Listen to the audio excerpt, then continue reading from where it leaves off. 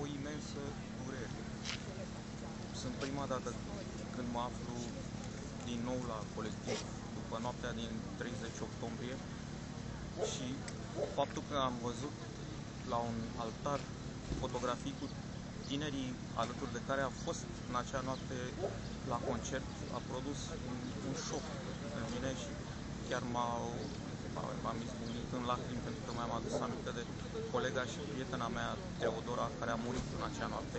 Ea a fost cea care m-a adus practic la acest concert și ea a fost cea care mi-a pomenit prima dată de această trupă de Goodbye to Gravity. De la ea am aflat.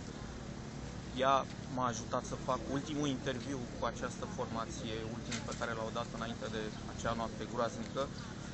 Și acum, văzând toate aceste lumânări aprinse aici, părinții care plângeau aici, a zburlit pielea pe mine și mi-a provocat. Și oricare dintre noi de aici putea fi în locul celor, în acele fotografii de acolo.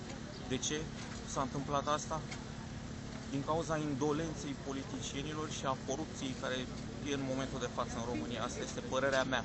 Justiția va stabili adevărații vinovați, sper, cât mai curând și sper să nu dureze câțiva ani, așa cum se întâmplă de obicei cu procesele răsunătoare în România. Sper să se întâmple cât mai repede, pentru că nu eu personal, ci părinții celor 63 de morți au nevoie de niște răspunsuri. Mi-e greu să spun asta, depinde de fiecare. E greu să fii părinte și să-ți vezi copilul mort. Eu sunt părinte, am 2 copii. Nici nu vreau să mă gândesc la așa ceva, cred că aș nebunia, aș lua o razna și n-ar exista cuvinte care să poată să îmi aline durerea. N-ar exista așa ceva, pur și simplu cred că aș nebuni. Practic ai revenit printre noi dintre morți, aș putea spune. Cum vezi tu? Au fost câteva momente în care eu am crezut că mor. Am fost prins în acele trupuri și am zis, ok, am murit, sunt aici și nu mai scap. Și din fericire Dumnezeu mi-a dat o șansă, am reușit să-mi scot cumva piciorul din acele trupuri și am reușit să scap și să vin aici. Deci totul ține.